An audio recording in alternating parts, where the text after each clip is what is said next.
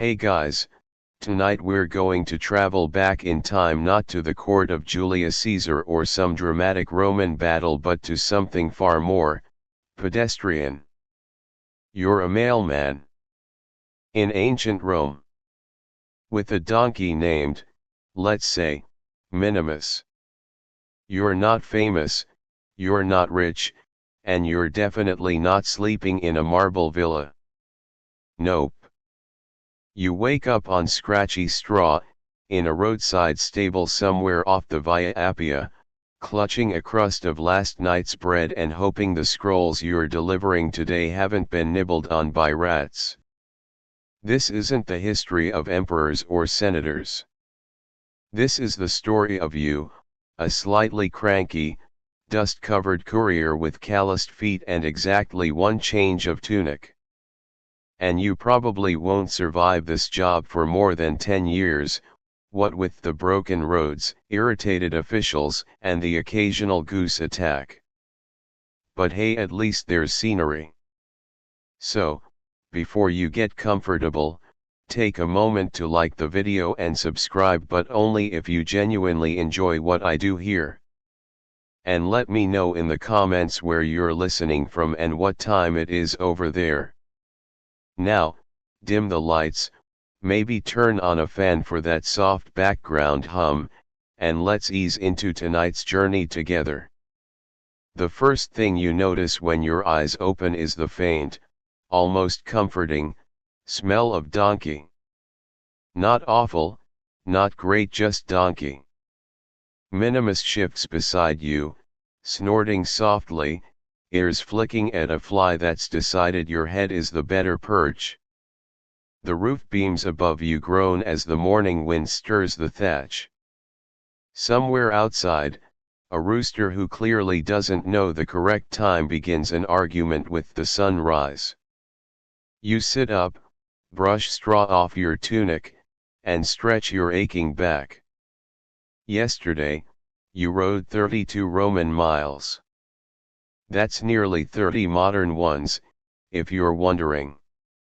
And while Minimus did most of the heavy lifting, the bumps, the hills, and the constant need to shout at local children throwing pebbles at your cart didn't exactly make it a spa day. The stable keeper, an older man who smells faintly of olives and defeat, grunts at you from the doorway. He gestures to the cart. It's been pushed into the open air, loaded already with a fresh batch of tightly rolled messages bound with red string. Official stuff. Imperial. Maybe something for the governor's estate 2 towns over. Or maybe just a notice that someone's cousin is finally being fined for having 3 unlicensed goats in the forum again. You tie your sandals, which barely resemble footwear at this point, tug the sleeves of your tunic to cover that mysterious stain from last week, and begin your mental checklist. Scrolls secured? Donkey reasonably awake? Breakfast? Sort of. A piece of hard cheese from your satchel and a handful of dried figs serve as your morning feast. Minimus gets a pat, a bribe of barley, and a promise that you'll let him nap under a tree later. He flicks his tail in acknowledgement or disapproval, hard to say. Historians still argue whether Roman couriers had a formal shift structure or if they just rode until their legs gave out. Judging by your knees, you're going with the second theory. The Roman cursus publicus, the state-run postal system, was efficient, yes, but it didn't exactly prioritize worker satisfaction. You're expected to be swift, reliable, and preferably invisible. You roll the first scroll in your hands. The wax seal bears the faint impression of an eagle. Not just any message, then. Probably something military or political. You briefly imagine accidentally dropping it in a puddle and being exiled to Britannia, where it rains sideways and the locals throw cabbage at you. Time to hit the road. The Via Appia stretches out in front of you like a cracked spine, its famous paving stones still slick with early dew. Built centuries ago to connect Rome to southern Italy, the road is sturdy, mostly. Some sections are perfectly smooth, others have turned into mosaic puzzles courtesy of earthquakes, ox-cart ruts, and one incident involving a runaway chariot and a particularly aggressive goat. You climb onto your creaky two-wheeled cart, Minimus obediently leaning into the harness with all the enthusiasm of a bureaucrat at tax time. The wheels groan in protest just like your lower back and you begin your journey. Birdsong. That's the soundtrack of the early ride. Well, that and the occasional very Roman shout from a farmer herding sheep with more curses than technique. You pass small villas, sleepy fields, and roadside shrines where travelers have left offerings, coins, bits of food, tiny carved figures. You consider leaving one yourself for safe passage. Then remember you already spent your last coin on that questionable cheese in Formii. Along the road, you spot another courier coming the opposite way. He's younger, riding a much fancier mule, and looking far too awake. You nod. He nods. You both understand the silence. Yes, this job is terrible. No, I wouldn't trade it. Yes, my donkey is also annoying. A gentle breeze kicks up dust. You squint, pull your hood over your head, and try not to think about the time Minimus sneezed and nearly launched you into a shrub. And while it's all rather peaceful now, you know what's coming.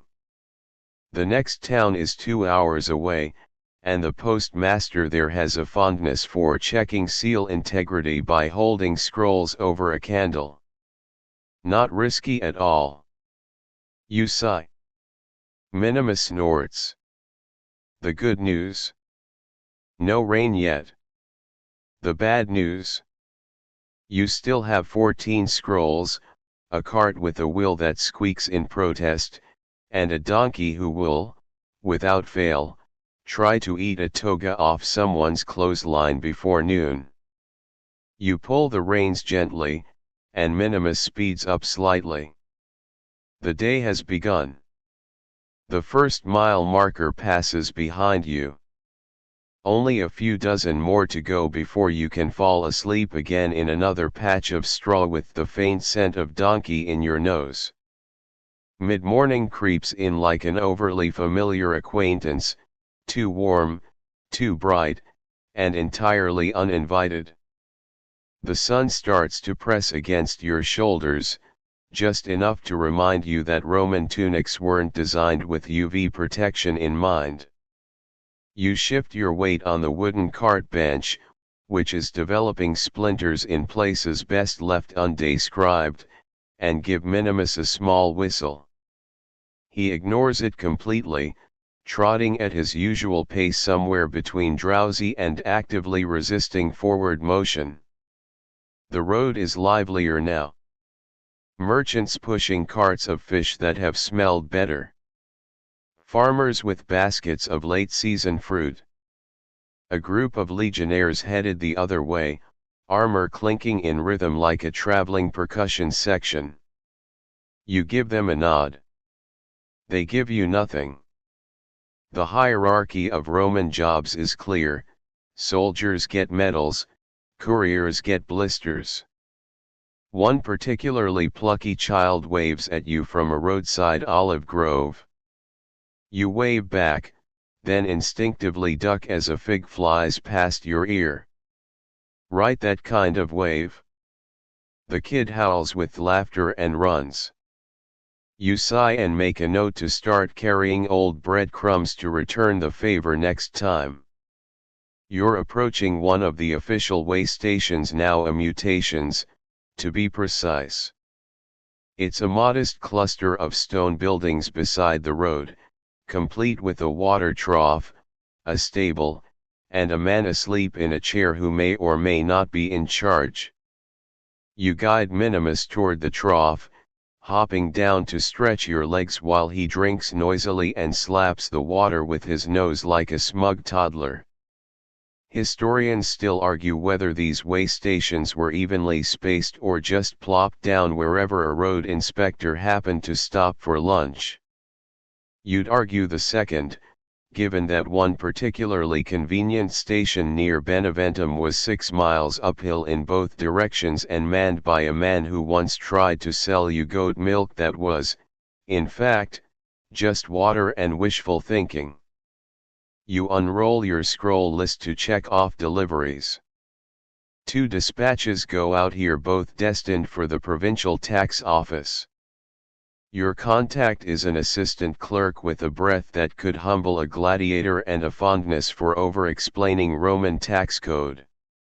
You locate him, scribbling furiously behind a lopsided desk inside the station's main office.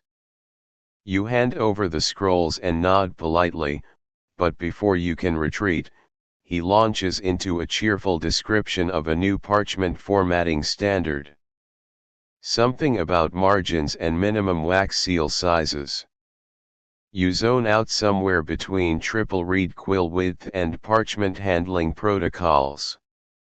Minimus lets out a loud snort from outside, which you choose to interpret as a rescue attempt. You escape with only one new ink stain and the crushing knowledge that Roman bureaucracy is somehow both older and just as confusing as the modern kind. Outside, you offer Minimus a second handful of barley and get a little nuzzle in return, a rare moment of affection, probably because he thinks you're holding a carrot. You are not. Time to move again. You clamber back into the cart and tug gently at the reins. The cart creaks like an elderly senator, but moves. The wheels sing their usual complaint in C minor, the unofficial key of tired donkeys everywhere. As you rumble forward, the scenery shifts. Farmland gives way to gentle hills lined with cypress trees. The road narrows, winding between low stone walls and patches of wild rosemary. You inhale the scent, grateful it covers the usual mix of donkey sweat and old scroll glue. This stretch of the Via Appia is less traveled, which is both good and bad. Fewer rude children, fewer questions, but also fewer roadside vendors selling watered wine or those little honeyed cakes you always regret but can't resist. Your stomach growls. You consider chewing on a fig leaf out of spite. As midday approaches, the heat starts to rise in waves off the stones. You can feel it radiating through the soles of your sandals. Minimus slows to what you can only describe as glacial defiance, clearly declaring a protest against all known forms of labor. You stop under a lone tree near a crumbling milestone, one that still bears the faint chisel marks declaring you are 87 Roman miles from Rome itself. You take a seat on the dry grass and pull out what remains of your lunch, 2 more figs, a wedge of slightly sweaty cheese, and a chunk of barley loaf that could probably double as a building material. Minimus grazes nearby, blissfully unaware of your inner monologue about how unfair it is that he doesn't have to file delivery reports.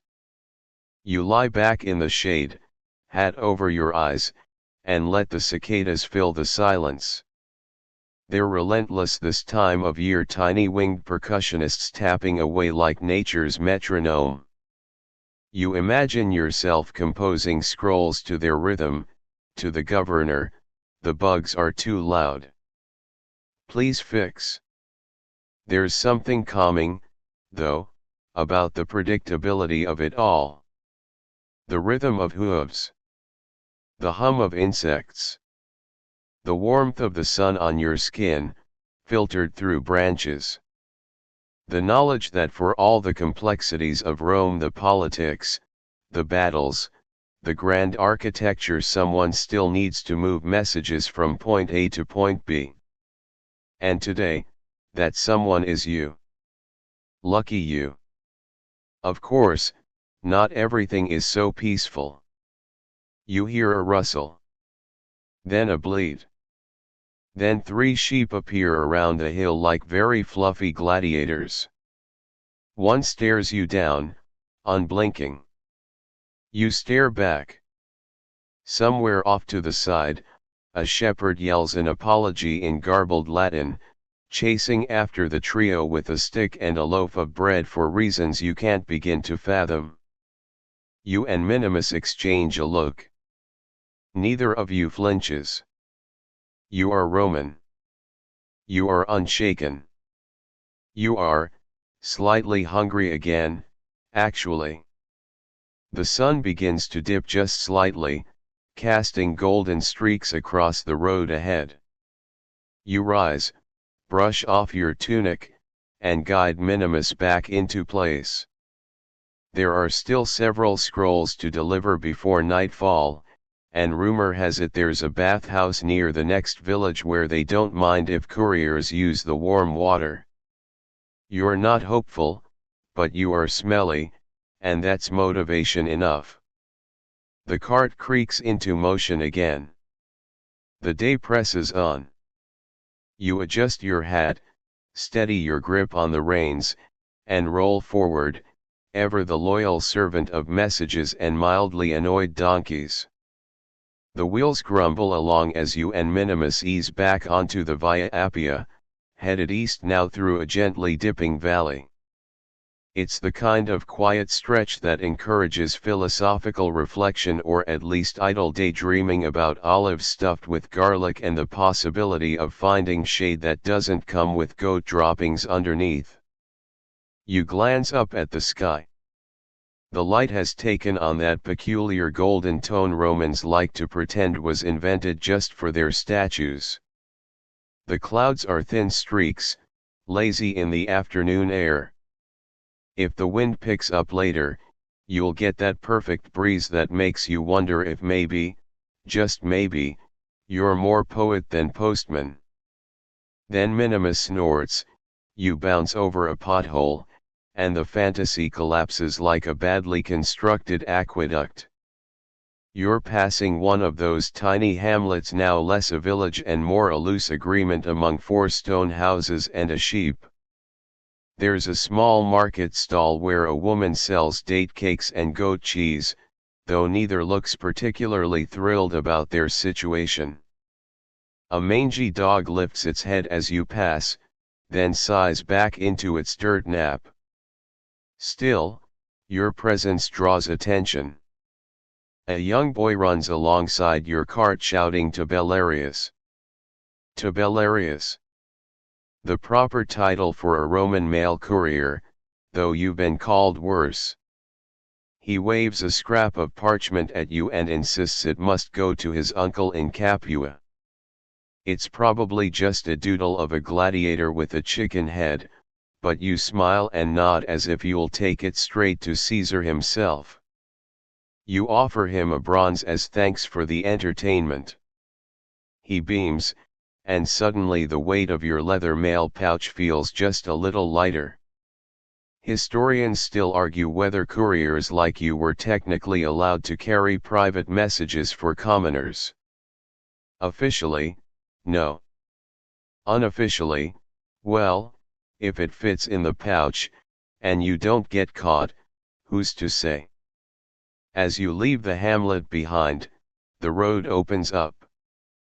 Vineyards stretch in tidy rows across the hills like nature's very polite handwriting. You pass a pair of farmers pruning vines and discussing the upcoming festival of Saturnalia, one of the few times of year when Roman hierarchy is turned upside down, and servants dine like masters. You make a mental note to schedule a convenient route change during that week. Minimus seems to approve. He picks up the pace slightly, clearly motivated by the thought of stolen fruit and general chaos. His little leather harness jingles faintly, a gentle rhythm to match the rumble of the wheels and the creak of the cart's axle, which is being held together at this point by sheer optimism. By the time you reach the crossroads, you're greeted by the familiar sight of the Cursus Publicus signpost. The imperial courier system has a flair for the dramatic tall carved milestones and little shrines to Mercury, god of travelers and messages. You nod politely to the shrine as you pass. Mercury may be a myth, but he's also the only divine figure who understands the pain of paper cuts and ankle blisters. This post has a relay stable Amancio, where you can swap out your donkey for a fresh one, if needed. You consider it, but Minimus gives you a side eye that says, "Go ahead. I dare you. You know better." The last time you tried, the replacement donkey bit a statue of Mars in front of witnesses. Instead, you check in at the station, hand over a wax-sealed dispatch for the provincial magistrate, and claim a small snack ration as your payment: a stale biscuit and a handful of wrinkled raisins. The clerk gives you a smile that could curdle milk. You return the favor. One curious thing about this station, it's decorated with strange little mosaic tiles along the walls, not of gods or emperors, but of mail bags. Actual mail bags. Some with wings. Some being carried by donkeys wearing laurels. You raise an eyebrow. The clerk shrugs. "They're morale boosters," he says. Or maybe the builder just had a sense of humor. Historians still argue whether these motifs were symbolic representations of Mercury's messengers or simply the result of too much fermented fig wine during design meetings. You lean toward the latter. Back on the road, your cart trundles past more milestones, each one bearing the carved names of emperors who haven't ruled in decades. That's Rome for you, eternal in stone, fleeting in politics. You idly trace the edge of one name as you pass, Trajan. You remember hearing he once rode the same road you're on now, though likely not in a cart that smells like donkey and stale barley. The sun is beginning its descent, stretching long shadows across the path ahead. You adjust your hat and lean back slightly, the wooden bench warming pleasantly against your back. There's a stillness in the air now, broken only by the rhythmic clop of hooves and the rustling of your mail pouch whenever you hit a bump. Suddenly, a rustling in the bushes. You tense. Minimus pauses, ears alert. Out leaps a chicken. Just a chicken. Wearing what appears to be a decorative ribbon. You and Minimus exchange another glance, the shared, weary gaze of two professionals long past surprise. The chicken scuttles away, leaving behind only a single feather and a sense of baffled dignity. As you crest the next hill, you spot the distant rooftops of the next village. Smoke rises gently from hearths, carrying the scent of baked bread and wood smoke. You can already hear the faint din of children playing, the clatter of pottery, and somewhere in the distance, someone absolutely butchering a tune on the aloes flute. You smile, because it means one thing: this next delivery will be to a tavern. The best courier stops aren't temples or forums or civic halls, they're inns. Taverns. Public houses where you can tie up Minimus, hand over a scroll, and in return, get a bowl of lentil stew and a spot on a bench next to someone who's too tired to talk. You guide the cart toward the smoke, letting the scent pull you forward. Your feet ache, your back has lodged at least 3 formal complaints, and you're probably covered in a thin layer of dust and goat aura. but you are nearly at rest. And the donkey? He's earned a nap longer than the Senate's last budget meeting. You murmur something in Latin, half prayer, half sarcasm, and press on. The wheels creak a little louder as you ease down the slope into the village. It's not much more like a semi-organized cluster of stones that people have decided to live inside. A small crowd mills about near the fountain, which doubles as both a water source and a local gossip exchange hub. As you pull into the square, all eyes flicker toward you and your faithful companion, Minimus, who's already scanning the perimeter for potential snack zones. You dismount with a dramatic sigh that you hope sounds more noble than exhausted. A man in a stained tunic gestures you over to the tavern door with the urgency of someone who's been waiting on mail and may or may not be literate enough to read it. Inside, the air is thick with the scent of boiled chickpeas and regret. A fire burns lazily in the hearth, and a sleepy greyhound is curled up on the corner bench, clearly retired from whatever brief career it once had chasing hares or burglars. You nod at the innkeeper, a woman with arms like amphorae and the steady gaze of someone who has personally thrown at least 3 patrons out the front door this week. You hand her a sealed letter, your only delivery here, and she grins. From my sister, she asks. You nod, and she beams. Probably more drawings of cats in togas, she says. She's obsessed. Minimus finds a patch of shade and drops like a sack of overcooked lentils. You reward him with a stub of carrot from your satchel, which he accepts like a Roman senator accepting a bribe, lazily, but with a glint in the eye. You're served a bowl of lentil stew with a chunk of hard bread that could be used to train gladiators. You soften it by dipping it into the broth, chewing slowly as you listen to a conversation nearby about a missing amphora of olive oil that definitely didn't walk off on its own. You're tempted to suggest maybe it hired its own donkey and left, but you keep it to yourself. Too early in the evening for sarcasm. As you eat, your eyes wander to the wall above the hearth. There's a framed piece of vellum there, some kind of poem, maybe. You squint. No, it's a rate chart for mail delivery. Speeds, distances, and a warning about what happens if you lick the wax seals. You already know, a lot of angry noblemen, and one regrettable rash. This tavern, like many along the Cursus Publicus, serves as a mini post office. The empire relies on places like these to keep communication alive, especially in provinces where communication usually involves shouting over goats.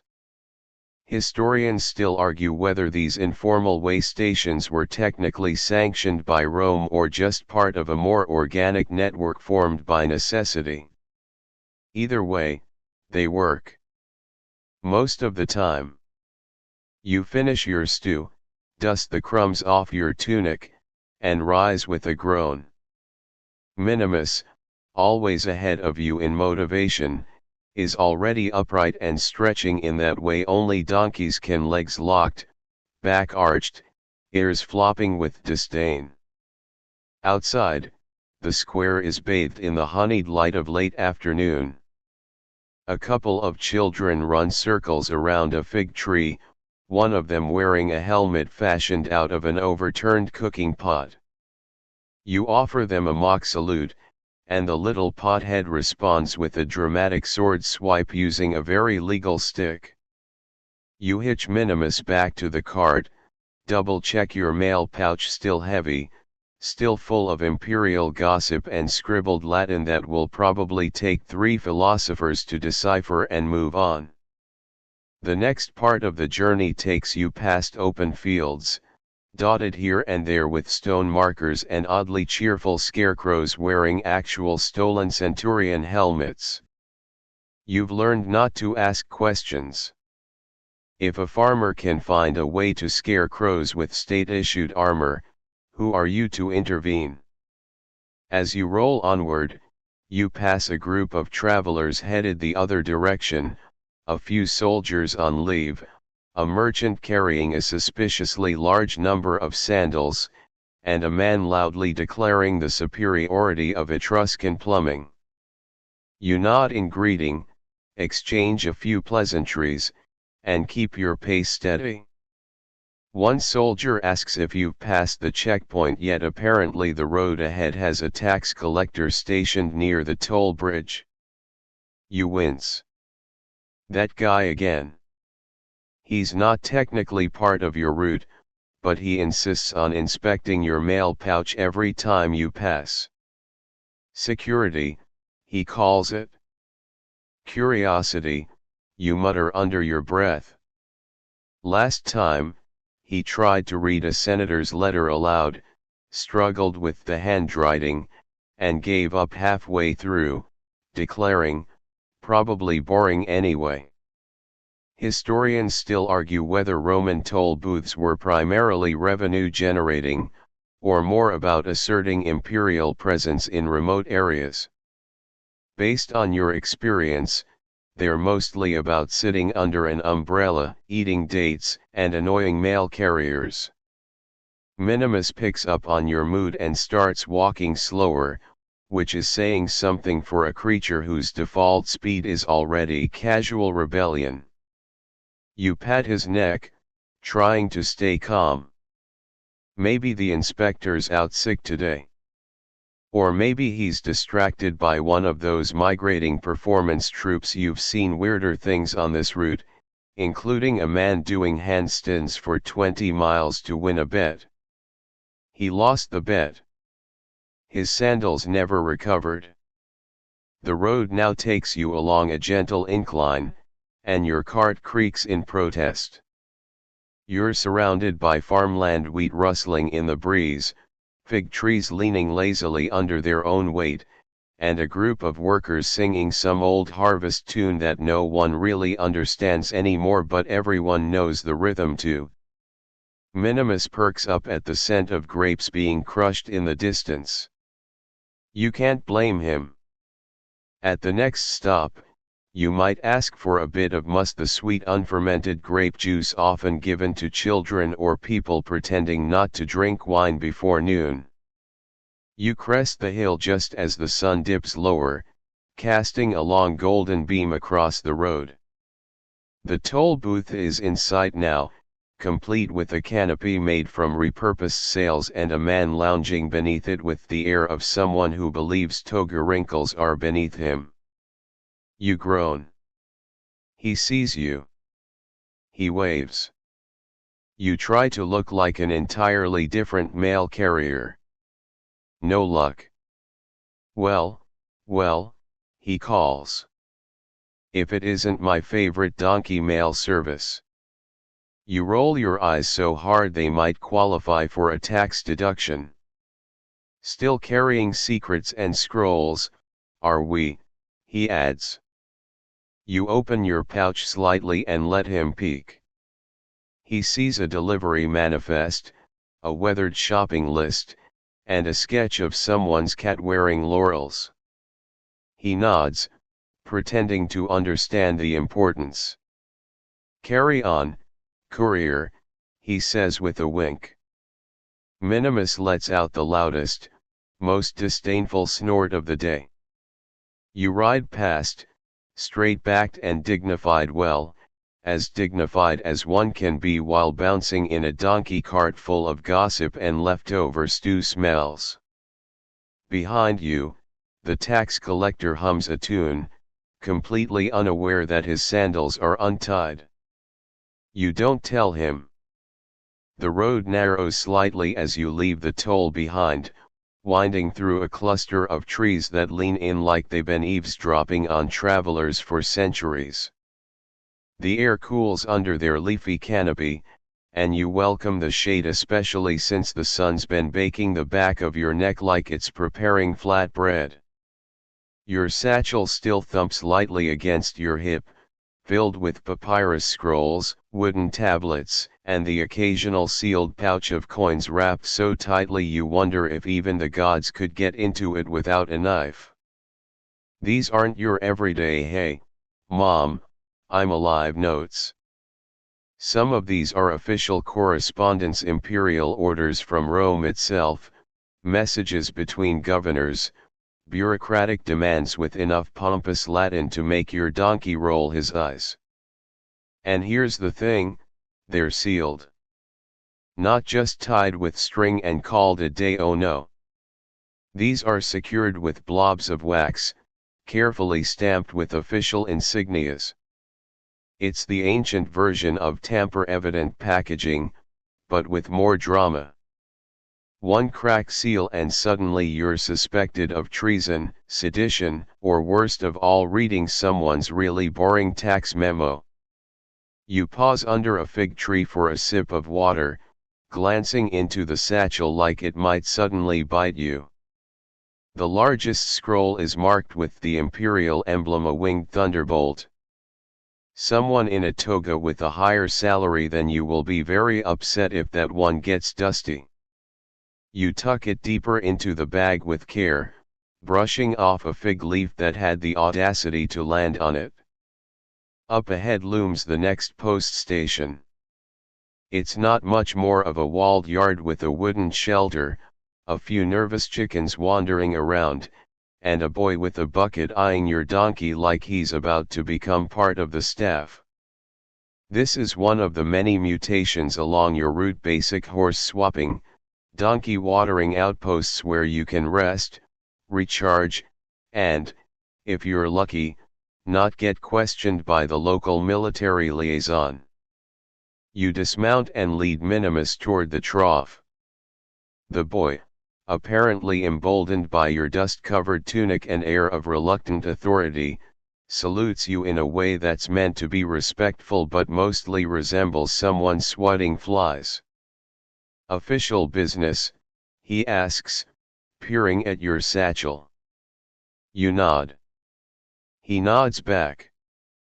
Mutual nodding. It's how half of Rome's civil service operates. Inside the building, a scribe sits behind a chipped marble desk, furiously scribbling on a wax tablet. You hand him one scroll for local delivery, just a weather report, probably, or maybe a reminder to someone's nephew not to throw parties while uncle is off in Gaul. He barely looks up, grunts something that might be Latin or just a burp, and stamps it into his outbox pile with the grace of someone who's been doing this for decades and hasn't smiled since Augustus. You spot a steaming bowl of soup on the corner of the desk, left unattended.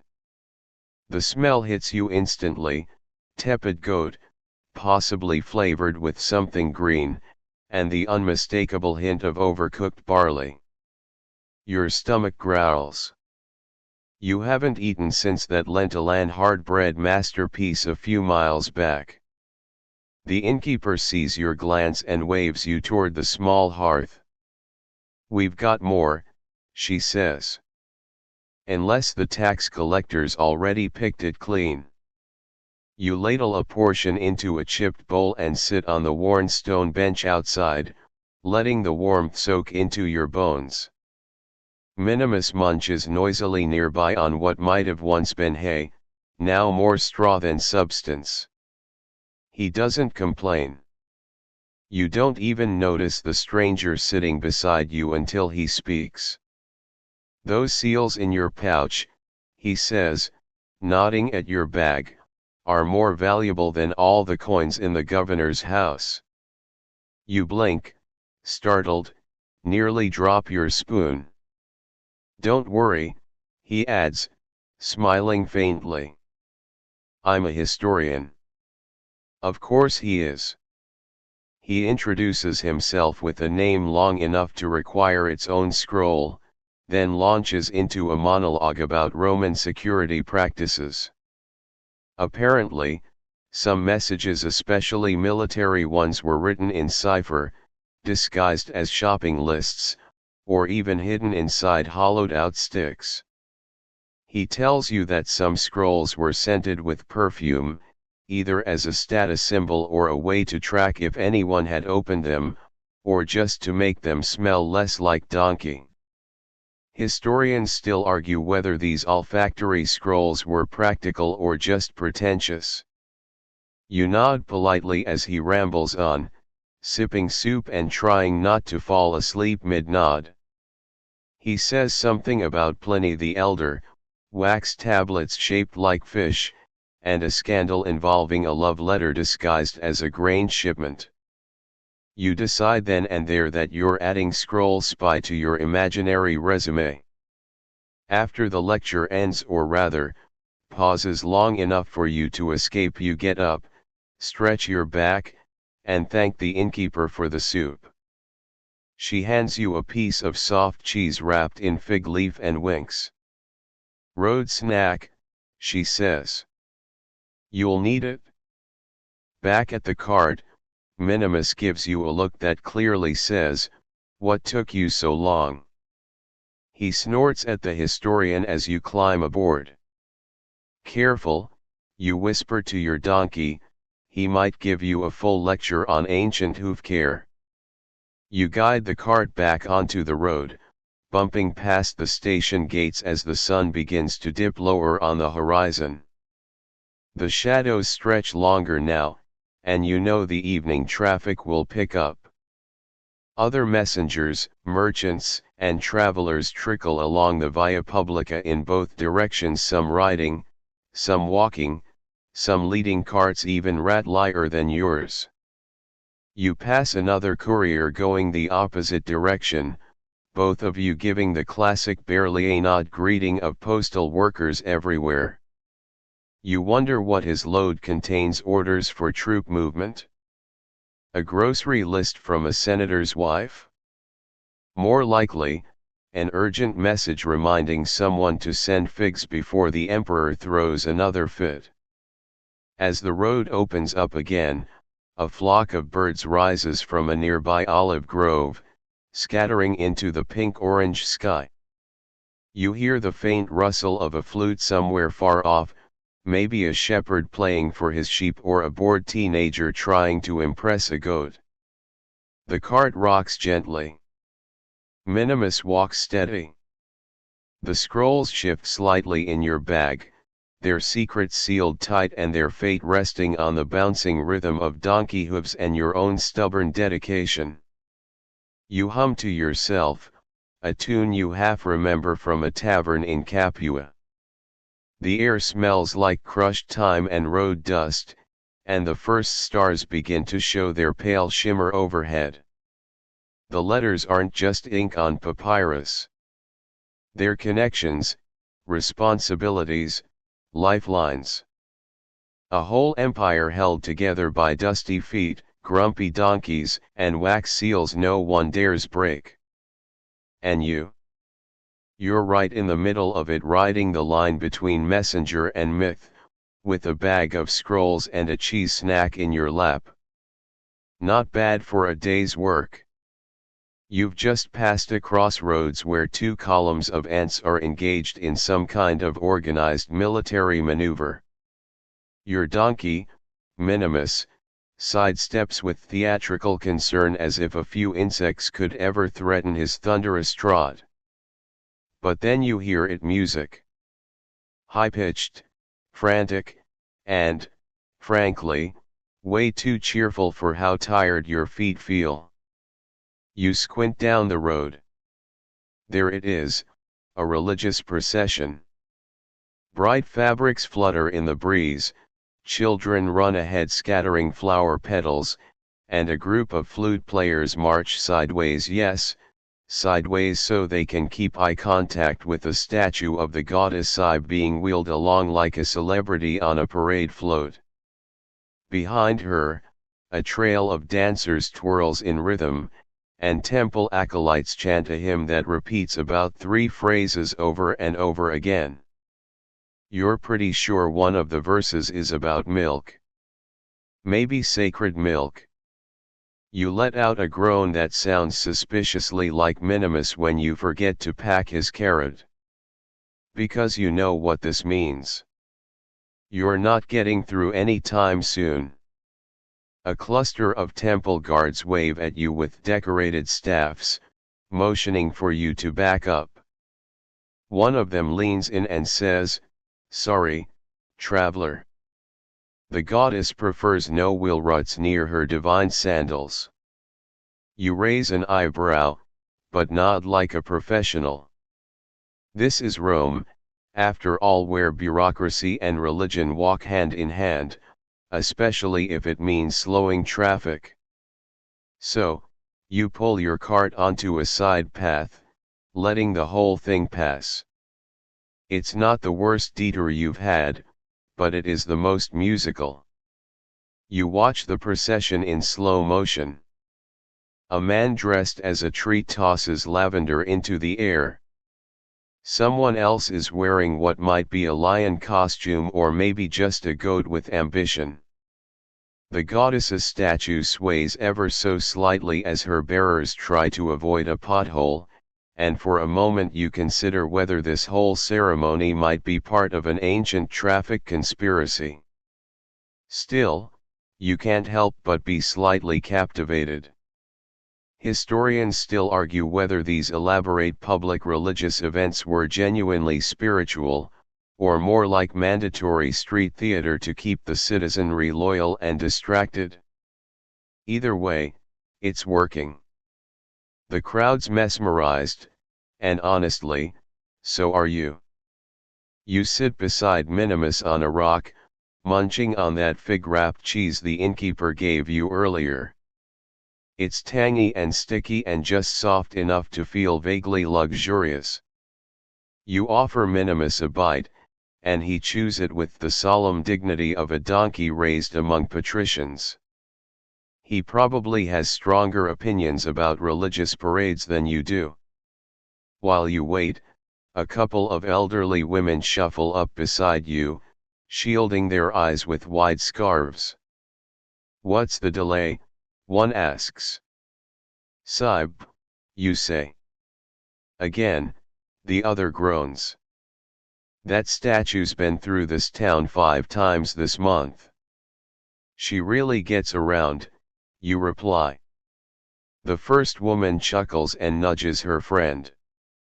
"At least she doesn't tax us." You're not sure about that, but you let it slide. After a few more flute solos and one accidental spill of rose water, the procession finally clears the road. You and Minimus hop back onto the path, falling in line behind a sluggish caravan of traders who were also caught by the ceremony. You pass a merchant wagon with pottery clanking like a Roman xylophone.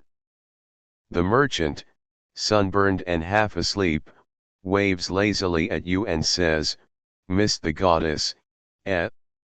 You'll live?" "Barely." "That's the spirit." You pick up speed as the sun continues its downward slope, a hazy gold soaking the fields. The road curves around a vineyard, and for a moment everything smells like crushed grapes and dust. You wonder if you'll get to the next station before nightfall. Suddenly, you remember that imperial scroll tucked in your pouch, the one with the thunderbolt seal. The detour may have delayed its delivery. You swallow hard. Technically, couriers aren't supposed to be late. And while the punishment isn't exactly a dungeon, it could involve being reassigned to winter routes in Britannia. The wind picks up. Your tunic flaps like a sad flag of slightly sweaty neutrality. You urge Minimus to keep pace. He gives you a look, half protest, half resignation, and speeds up to a brisk trot. You both clatter past a row of mile markers carved with fading Latin, MP 15 miles from wherever someone once decided counted as here. But the delay weighs on you. Should you forge ahead without rest? Or gamble on another stop to feed the donkey and maybe just maybe grab a bowl of warm lentils and a nap? This, friends, is the logistical nightmare of the ancient Roman courier, stuck between divine pageantry and imperial schedules, juggling sacred dieters and donkey bladder breaks. And it's not just the mail you're managing. It's gossip, reputation. The delicate balance of "I saw something weird on the road today" that can turn into full-blown Senate whispers by next week. Every person you pass, every road you detour from, adds to that ever-changing web of rumors and roots. Historians still argue whether Roman couriers were treated more like public servants or glorified messengers with permanent back problems. Probably both. But no one denies that without people like you, grimy, delayed, slightly cheese-scented, the empire would have unraveled faster than a toga in a windstorm. As you climb a gentle hill, the view opens up to reveal a patchwork of farms below. Tiny olive trees dot the landscape. A shepherd waves from a ridge, his sheep clustered like tufts of woolly punctuation. You wave back. Just ahead, a milestone looms out of the fading light. Your next post station is near. You sigh in relief. One more leg of the journey behind you. And sure, you had to wait for a flute band and a statue of a very important goddess to move, but hey, it wouldn't be Rome without a little pageantry clogging the roads. You pat Minimus on the neck. Next time, you mutter, "We're pretending to be part of the parade." He snorts in agreement. You arrive at the next mutatio, the Roman term for a rest stop on the imperial road, just as twilight turns the sky into one long stretch of dusty rose and purple haze. The air is cooler here, a gentle wind brushing past your cheeks as if it's whispering, "You made it, barely." Minimus gives a grateful bray that echoes off the crumbling stone walls of the outpost. This one's modest. Just a small stable, a well, and a squat building that looks like it might collapse if someone so much as sneezes near the east wall. A couple of other couriers are already here, one oiling the wheels of his cart, another half asleep with his sandals still on and his head tilted at an angle that looks medically inadvisable. You nod at them like any overworked government agent might. That mix of solidarity and mutual regret. Inside the station, a weary attendant greets you without even glancing up from his tablet. "Name," he grunts. You give your courier alias, "It's safer that way." The empire has ears everywhere, and honestly, you've changed your working name more times than your sandals. "Cassianus Minor," you say, pretending not to smirk at your own little in-joke. Minor indeed, with a donkey named Minimus. He scribbles it down, then eyes the seal on your satchel. His brow lifts slightly. "Imperial." "Urgent," you reply. He grunts again, this time with just enough respect to not be insulting. While he writes, you glance around the station. A faded fresco on the wall shows Mercury, messenger of the gods, flying over some suspiciously athletic hills, scroll in hand. His sandals have wings, his smile says, "I've never once stepped in donkey dung." You roll your eyes. Mercury never had to navigate detours around divine parades. There's a corner with some leftover lentil stew bubbling in a pot over low embers. The smell is edible. Maybe. You ladle some into a wooden bowl and sit on a bench outside, where Minimus is already munching his hay with the slow, meditative joy of a creature who has truly mastered mindfulness. As you eat, The other couriers swap stories. Got stopped by a wedding party, one says, picking lentils out of his teeth. The bride's uncle wouldn't let anyone pass until we complimented his toga. Luxury, the other snorts. I had to cross a flooded ford using a goat raft. Don't ask. You chuckle. In the world of Roman mail, every route is a gamble. Every delay has a punchline. And every courier, whether fresh-faced rookie or grizzled saddle-sore veteran, has a scroll in their pouch and a complaint in their heart. Historians still argue whether the cursus publicus, the Roman postal system, was more efficient than later medieval ones. Some claim it was the backbone of the empire's communications, while others point to frequent corruption, bribery, and donkeys who insisted on stopping to admire every shrub. Still, for all its flaws, it worked. Information flowed from emperor to governor, from general to spy, from tax collector to tax avoider. The roads, some of which you've ridden so many times you could draw them blindfolded, connected the empire like veins in a body. And you're somewhere between white blood cell and wandering spleen. After dinner, you brush Minimus down and check his hooves. He lifts each one lazily, with the theatrical reluctance of a spoiled gladiator. You find a pebble in his left front and flick it away like a practiced parent removing a splinter.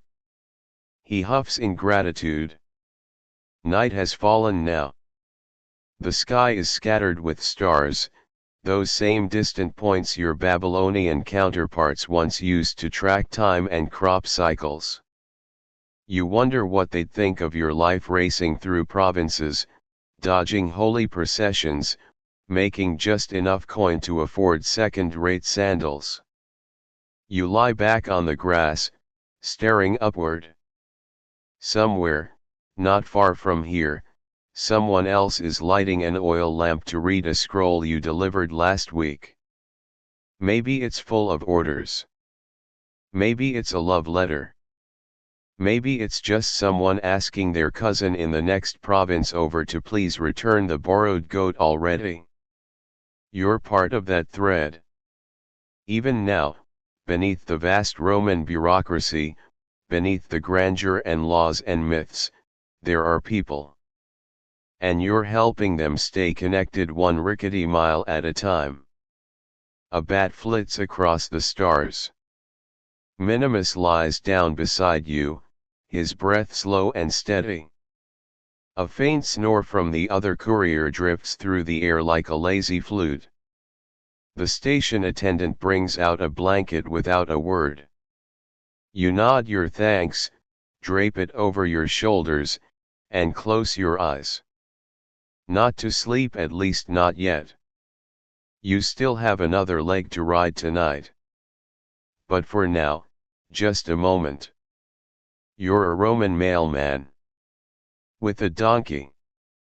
On the edge of nowhere, just before the road bends towards somewhere new. And the stew? Honestly, not the worst you've had. You rise before dawn, the sky still clinging to its last stars like a sleepy child clutching the corner of a blanket. Minimus, to his credit, is already awake and nosing your pouch for breakfast, an optimistic gesture, given that you ate your last dried fig somewhere near the haunted mile marker 2 days ago. Still, he appreciates the gesture when you pretend to check. The other couriers stir, stretching and yawning, looking like disgruntled philosophers in tunics. One waves half-heartedly as you gear up. You give Minimus a pat, adjust the straps on your satchel, and step once more onto the endless road. The sun crests slowly over the hills, warming the stones beneath your feet. The rhythm of your footsteps and Minimus's hooves becomes your morning soundtrack. No lutes. No drums. just the clop-clop shuffle of duty. You pass a farmer driving pigs with surprising urgency. He tips his cap if a dusty rag counts as a cap and calls out, "They say the governor's sending new taxes down this road. Let's hope he mailed them early," you call back, already imagining the sort of scroll that includes 3 signatures, 8 seals, and no actual instructions. Your destination today is a slightly larger mansio, a full-service station with proper accommodations, decent food, and, if rumor is to be believed, a stable that doesn't smell like retired centurion's socks. And you need it? Because your next delivery is a diplomatic pouch bound for a regional magistrate, wrapped in purple threaded silk and sealed with wax so ornate it might qualify as art. You haven't peeked inside, obviously. That's a crime. A crime you're far too sleepy to commit. Still, it's heavy. Not just in weight, but in consequence. Someone important has something very boring to say, and it has to get there intact. The journey, though, is less than cooperative. First, a landslide. Not massive, just enough to block your main route and force a detour through a small village that appears on no map and may, frankly, not exist when you're not looking directly at it. The people there are friendly, in that suspiciously quiet way. One offers you honeyed goat milk, which you politely decline. Minimus, however, accepts a full bowl and promptly falls asleep under an olive tree. You wait. Stretch your legs. Attempt to decode the village's layout, which seems to consist of 3 houses, 1 well, and a communal oven shaped like a very judgmental turtle. Eventually, your way is cleared, though not before a local elder warns you, in hushed tones, to avoid the laughing stones past sundown. You nod solemnly, like that means something, and make a mental note to not trip over anything that giggles. Back on the road, you cross an ancient bridge rumored to be cursed by a jealous aqueduct spirit. You're not superstitious, but Minimus definitely walks faster. As you ride, you muse on the sprawling bureaucracy that sends you scuttling across provinces like a very determined beetle. The cursus publicus was once the envy of the known world. Augustus himself established it, with way stations every 8 to 12 miles, horses on rotation, and a system so intricate that even your cousin with a wax tablet addiction couldn't untangle it. Still, historians debate whether the system really functioned as well in practice as it looked on paper. Some argue it fell prey to favoritism, sluggish record-keeping, and more than a few way station attendants who lost count after cup of wine number 4. Others insist it kept the empire stitched together for centuries. And you? You're just trying not to lose your donkey to another surprise toga parade. The road ahead levels out, and you spot the red tile roof of the Mansio on the horizon. Relief washes over you in gentle waves until you remember that a diplomat seal means paperwork. And paperwork means an audience with the station steward. This one is tall, immaculately dressed, and speaks in that particular tone used by people who've never once ridden a donkey in the rain. He inspects your pouch, your papers, your sandals. Then, at length, he asks, "Did the seal remain unbroken during transit?" You stare at him, blinking slowly, like someone whose only answer is, "Do I look like a seal breaker, sir?" But instead you say, "Yes. Unbroken. Not even dented." He signs your logbook with a flourish and mutters something about tariffs.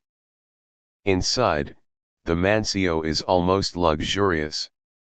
Oil lamps, a mosaic of Neptune riding a seahorse, which, let's be honest, does not look remotely practical, and a tray of olives that haven't yet turned suspiciously mushy. Minimus gets a stable with actual straw.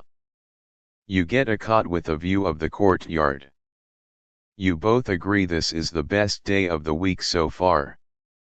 As you lie back, gazing through the open window, you can't help but marvel at the sheer machinery of empire that churns behind even the smallest delivery. A dozen clerks. A handful of handlers. A dusty courier and a donkey with surprisingly good instincts. You're one cog in an absurdly complex wheel. And yet, without you, that wheel doesn't turn. The diplomat never gets their message. The tax order never arrives. The wedding invitation doesn't reach its guests, and somewhere, a disgruntled aunt never gets to complain about the menu. That's power. Mild, dusty, utterly unglamorous power. And it's yours alongside your four-legged sidekick and his chronic hay breath. As the steward lights the courtyard lanterns, casting soft golden patterns across the cobblestones, you feel it again, that strange blend of fatigue and pride, of solitude and importance. You're a Roman mailman. And tonight, for once, the stew smells almost decent. Morning comes not with a shout, but with the soft, resigned sigh of another day on duty. A rooster crows somewhere off-key, like he forgot his lines halfway through. You stretch, pat down your aching knees, and give Minimus a nod of mutual understanding. He's already chewing something, possibly straw, possibly his own disappointment. Either way, he seems ready. You retrieve your fresh satchel from the steward, who offers a warning: this one goes all the way to the coast. He says it like you've been handed a cursed scroll or a pair of sandals made entirely of bees. But there it is. A thick packet bound for a governor's estate perched above the Tyrrhenian Sea. You're to follow a twisting mountain road that even goats file complaints about. With luck, you'll be there in 3 days. Without it, well, let's not talk about how many Roman couriers have gone temporarily misplaced in the Apennines. You hit the road again, greeted by crisp air and the gentle chime of wind through pine branches. The path winds like spilled ink, snaking between olive groves and vineyards clinging to steep hillsides. And here's where your job gets tricky, not just physically, but logistically. Because while most of Rome's famed roads are straight as a philosopher's reasoning, the routes into remote provinces often involve shortcuts over goat tracks, conversations with unhelpful shepherds, and bridges that seem to have given up halfway through construction. There are no mile markers here. No polite signs. Just you, Minimus, and your well-honed instincts honed by years of disappointing detours. You pull out your wax tablet, scratch a quick "if found, please return me to the forum" note, and carry on. Lunch is a crust of bread swiped from the last mansio and a single dried fig that might technically be a prune. You pretend it's a feast. Minimus pretends he hasn't already eaten better, which is generous of him. Halfway up a ridge, a storm rolls in without warning, as if Jupiter decided you looked too dry. The sky turns slate gray. Thunder mumbles to itself. You pull your cloak tighter and nudge Minimus forward. He flicks an ear, unimpressed. You duck into a roadside shelter built for wayfarers, one of those tiny stone nooks where the bench is harder than a philosopher's heart and the ceiling drips directly onto your only dry spot. You wait it out. You nap a little. You swat away one very bold lizard. As the rain passes, you resume climbing. Your next stop is a tiny mutations, more of a glorified shed with horses than a true station. Still, the man who runs it greets you like an old friend, mostly because he doesn't get many guests. Courier, eh? Brave work these days, he mutters, offering you a bowl of warm lentils. Last month, bandits hit the tax convoy near here. You blink. Swallow. Try to pretend the lentils haven't just turned traitorous in your mouth. Don't worry, he adds, with a smile that's not terribly reassuring. They only go after the gold carts. You're safe unless that pouch of yours contains imperial diamonds.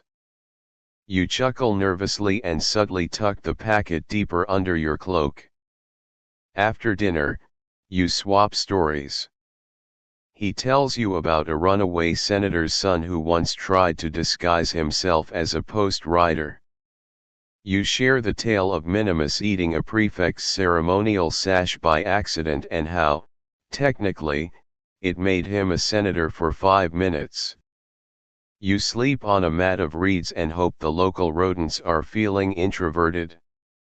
Historians still argue whether couriers like you were truly as trusted as military messengers, or whether your importance has been inflated by romantic tales passed down through scrolls and overcooked dramas.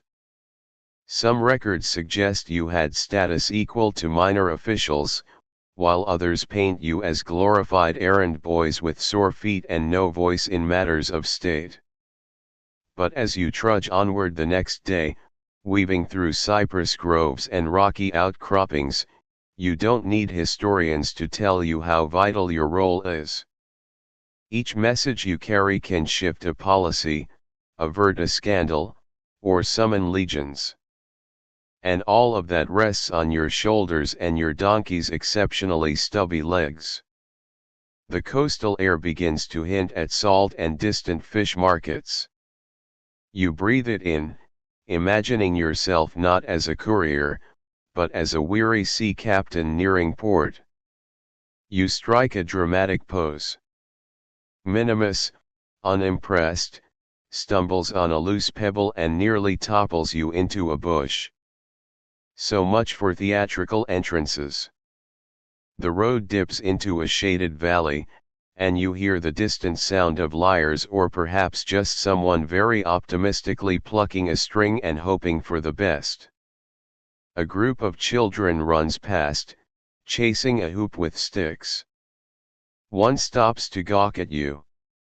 "Are you the emperor's donkey man?" she asks with wide eyes. You bow. "Only on Thursdays." She giggles and runs off to share the news with her friends. You can already hear them inventing tales about your heroic donkey who once outran lightning and carried scrolls of prophecy. It's not entirely inaccurate. Your final climb takes you along a ridge path so narrow you briefly consider walking sideways. The view is breathtaking: blue-green sea glittering beyond cliffs, with seagulls screaming things you're glad you don't understand. And then, just as your knees prepare their resignation speech, you see it, the villa. Red-roofed, sun-drenched, nestled into the hills like it was dropped there by a very organized god. 2 guards at the gate look you over but wave you in once you flash your wax-stamped pass. The steward here is unusually cheerful. He offers you wine, figs, and a bench that doesn't try to ruin your posture. You hand over the sealed pouch and breathe a sigh so deep it echoes through your sandals. Mission accomplished. The steward thanks you. There will be a reply tomorrow.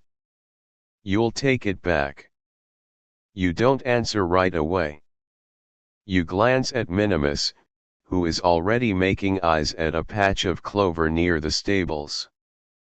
Tomorrow, you say. After a proper nap. The steward laughs. You couriers. Always in motion. You smile. But as the sun sets and the waves shimmer below, you allow yourself just for one night to be gloriously still. You wake up at the coastal villa feeling, okay, maybe not refreshed, but at least slightly less like a sack of laundry left in the rain. The sea air has a strange effect on your lungs, cleansing, salty, slightly fishy, but in a charming, Roman vacation brochure kind of way. Minimus is already awake, grazing on the manicured lawn like he owns real estate. The steward meets you with a sealed scroll, already pressed with the governor's ring. He wants it in Rome by week's end, he says casually, as if you have a chariot team and a wind god in your back pocket. You give a non-committal nod and accept the dispatch. It smells faintly of rosemary, bureaucracy, and the weight of imperial secrets. Then comes the worst part, the return journey. Going downhill should, in theory, be easier. But your knees don't agree with theory. They file a formal protest by the second hour. Minimus, meanwhile, has become emboldened by coastal clover and keeps trying to wander off for second breakfast, third lunch, and what you're pretty sure is his new habit of distracted meditation. You cut back through a pine grove where the path forks. There are no signs, naturally only a helpful rock that some kind soul has scratched an arrow into. You squint at it, then consult your wax tablet.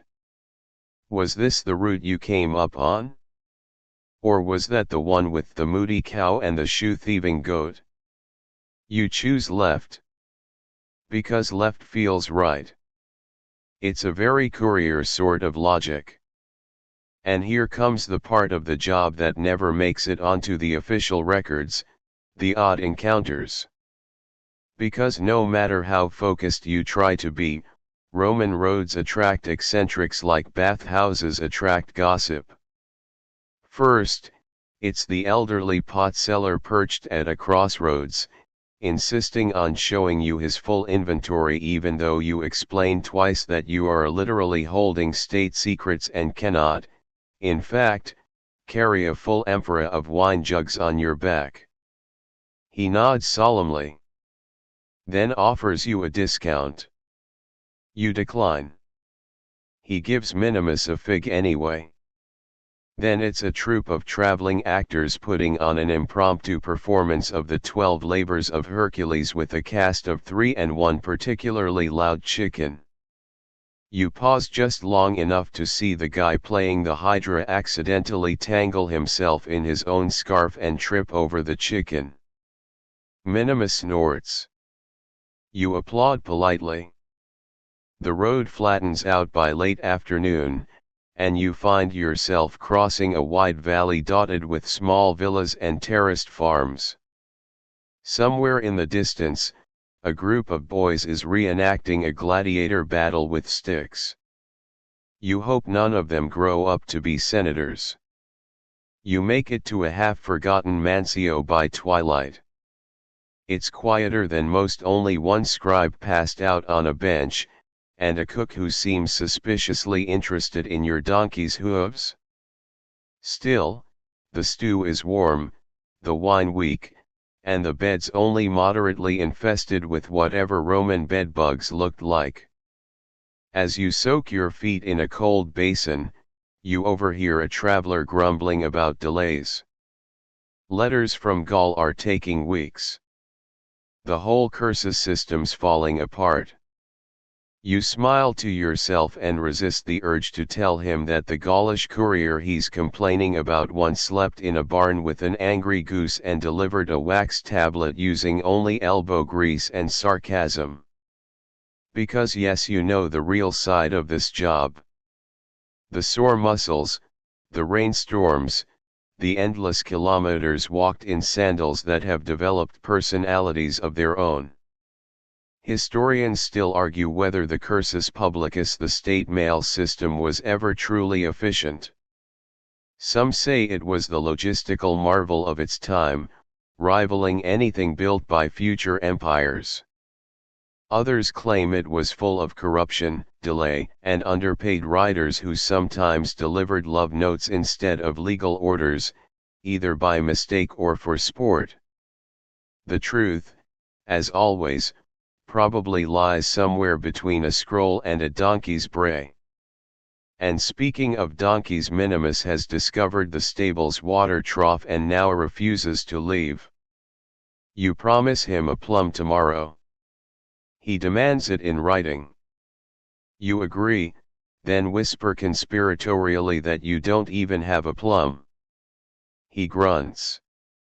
It's unclear if you're forgiven. At dawn, you head out again. The next leg takes you through a low marshland where the road turns to squish. You're not sure how the Romans built this causeway, but it's currently half submerged, slick with algae, and being used as a runway by aggressive frogs. One leaps at Minimus. He sidesteps like a professional matador. You both keep moving. Mid-morning, you cross a provincial checkpoint. A bored soldier waves you over. Anything to declare? You raise an eyebrow and gesture to your donkey. A tendency to eat ceremonial wreaths? He squints. Got anything imperial? You produce your sealed scroll.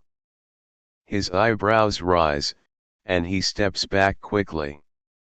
Ah. State courier. Carry on.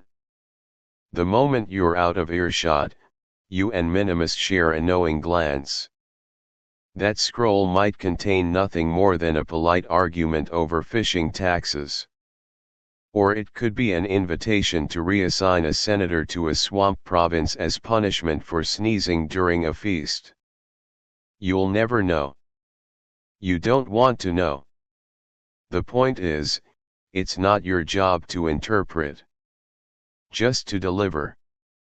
And maybe, on a good day, to do it without getting stung by bees, robbed by bandits, or pecked by chickens pretending to be mythical monsters. By sundown, you're back at a familiar ridge, the one with the strange boulder shaped like Emperor Claudius's profile if you squint and tilt your head. The sight of it feels like seeing an old friend who doesn't talk much but is always glad to see you. You camp beneath it, using your cloak as a pillow. The stars blink into view one by one, and for a moment, you wonder if somewhere, far above, a celestial version of you is trudging along the Milky Way with a tiny star donkey and an even tinier scroll. The idea makes you chuckle sleepily. Minimus brays softly in his sleep, hooves twitching. You hope he's dreaming of plum trees. Tomorrow, the final stretch. Rome looms once again. But for now, you close your eyes and drift off under the ancient sky, feeling for the first time in a while like maybe you're part of something bigger than yourself. Something timeless. Something oddly relaxing. You wake to the sound of Minimus noisily chewing on your sandal. Not the old one, no, of course not the newer one you were saving for your final leg into Rome. You groan, sit up, and offer him a crust of stale bread in trade. He accepts this deal without remorse, but you catch a glint of smugness in his donkey eyes. It's going to be that kind of day. The sky is unusually pink this morning, streaked with thin clouds that look like lazy brush strokes. You pack up camp, brush twigs from your tunic, and begin your descent toward the outskirts of Rome. The air hums with anticipation. Or maybe that's just your knees vibrating from a week of questionable mattresses and goat trails. The road leading into the city grows busier with each mile. First a trio of ox carts carrying amphorae, then a small caravan of merchants bickering over whose turn it is to ride the cart, and finally a gaggle of teenage flute players rehearsing for what sounds like an audition they did not prepare for. Minimus tries to harmonize. You gently suggest he stick to percussion. One of the flute players stares at your satchel and whispers, "Is that an imperial scroll?" You raise an eyebrow and say, "It's either that or a recipe for very spicy fish sauce." He laughs nervously, and you move on. By mid-morning, the walls of Rome come into view, massive and sun-drenched, like some baked loaf of stone and ambition. You pause at the top of the ridge. The whole city is laid out beneath you: temples, forums, villas, aqueducts slicing across the skyline like marble rainbows. Rome. Capital of the empire. City of a million noises, rumors, and feet. Your destination. Your stomach rumbles. You ignore it. There's work to finish. As you approach the first gate, you pass a stone marker noting the distances to various provincial capitals: Alexandria, Londinium, Antioch. You've never been to most of them, but you've carried letters from every corner of the map. It's a strange feeling, intimate knowledge of places you've never seen. You know how Alexandria folds its papyrus. You know the smell of North African ink. You've held dispatches so fragile they were wrapped in waxed linen and sealed with the governor's sigh. And now, here you are. Back in Rome. You and Minimus. The gate guards recognize the red courier tag on your satchel. One gives a low whistle. Long way from Achenem, et. You nod. Longer when your donkey develops emotional opinions about puddles. He chuckles and waves you through. The city swallows you immediately. Noise ricochets off stone. Market vendors shout. Fountains gurgle. A man is arguing with a parrot about the price of olives. It's home, in the least peaceful, most gloriously chaotic way. You make for the central tabularium, the great archive near the forum, where imperial mail is sorted, copied, read, and occasionally lost forever in a drawer labeled miscellaneous. You pass the colonnade of state messengers, many of them slouched on benches, comparing sandals and war stories. One tells a tale about getting trapped in a latrine with a badger and a love letter. Another claims he once delivered 2 scrolls, a chicken, and a baby in a single trip. Everyone laughs. You're not sure he's joking. Inside the tabularium, the marble floors echo under your feet. A clerk greets you with the energy of someone who's just read 30 pages of tax policy and intends to make you suffer for it. Still, he logs your scroll, makes a tiny, unimpressed mark in his wax tablet, and dismisses you with a nod. Anything urgent? He asks, not really wanting an answer. You smirk. I didn't open it, if that's what you're asking. He raises a single eyebrow. Professional. You shrug. Or deeply uninterested. With the scroll deposited, your job is officially done. Almost. You make one last stop before rest, a quiet courtyard near the postal stables, where a few off-duty donkeys munch hay in the shade of olive trees. Minimus sniffs the air like a critic entering a restaurant. You lead him to a familiar stall, unbuckle his saddle packs, and let him wander in circles until he finds the perfect orientation for a nap. He flops onto his side dramatically. You cover him with a blanket, more for your own conscience than his comfort. Across the courtyard, another courier sits scribbling a note on wax. You recognize her, Marcia, runner from the eastern provinces, faster than anyone on foot and slightly terrifying in a foot race. She looks up. You look like you've aged a decade. You grin. Only my left leg. The rest is still 20. Where from? Acronym. Oof. She whistles low. That's at least 4 wrong turns and 2 grumpy mayors. 3, you say. 1 gave me cheese as an apology. Marcia rolls her eyes, then tosses you a chunk of dried fig. Payment. For surviving. You nod your thanks, chew, and lean against the stable wall. The late afternoon sun turns everything golden: the straw, the stone, even the donkey fur. It's a Rome-specific kind of light. Ornamental. Dramatic. Almost definitely trying to impress someone. Historians still argue whether couriers like you were respected civil servants or just another cog in the imperial machine. You've been called both sometimes in the same tavern. But you know this much: nothing moves in Rome without someone like you trudging up and down the hills with a donkey, a scroll, and an unreasonable tolerance for road soup. You close your eyes briefly. Let the warmth sink in. Somewhere nearby, someone's baking bread. The smell hits you like a hymn. Then you hear it: hoofbeats. Loud. Precise. Purposeful. A young courier bursts into the yard, scroll clutched in hand.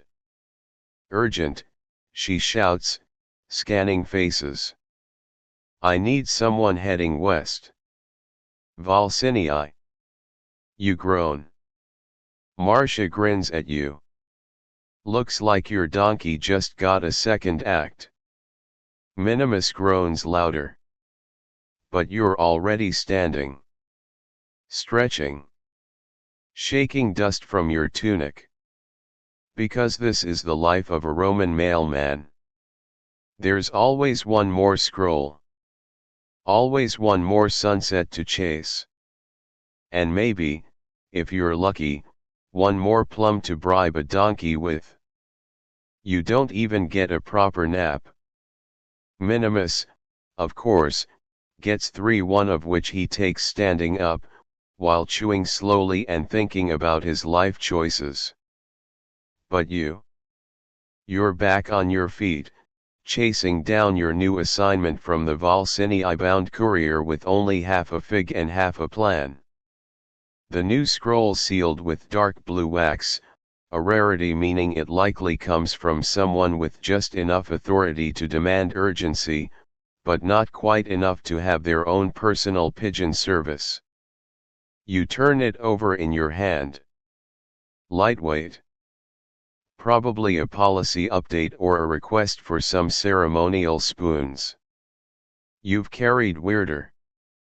The sun's getting lower, brushing rooftops with honey. You figure you've got 2 hours of light left, enough to make it out of the city, maybe past the first posting station if Minimus is feeling emotionally generous. You find him sprawled in the hay, pretending to be asleep. You toss a saddlebag onto his back and he emits the unmistakable sound of a long-suffering co-worker being asked to work late on a Friday. I know, buddy, You say. One last run. He responds by flatulating quietly and staring at a wall. Emotional support, Roman style. Still, once you get going, there's rhythm again, hoofbeats on flagstone, tunic rustling, leather creaking.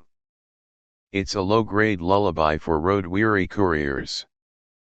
You pass the outer gates once more, nod to the same guard, who simply mutters, again, and let the city fall away behind you.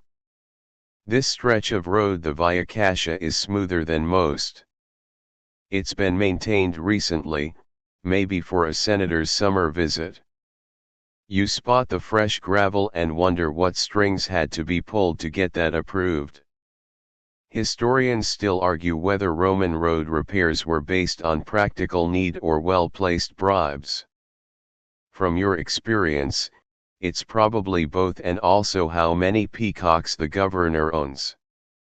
As you pass a roadside shrine to Mercury, god of travelers and messengers, you drop a tiny bronze coin onto the offering pile. Minimus attempts to eat it. You redirect him towards some moss. There's a rhythm to these early twilight hours. Traffic thins. Birds begin their evening chatter. You pass a man leading a cart full of pottery who greets you with a nod and a warning, watch for wolves beyond the orchard. You smile and tap the scroll pouch. Diplomatic immunity. He doesn't laugh. Just shrugs. They eat diplomats too. You pick up the pace a bit after that. The orchards are thick this time of year, plums, mostly, though some have gone soft and begun to rot. The scent is oddly pleasant, sweet, and sour in waves. You and Minimus both slow as the path narrows and dips into shadow.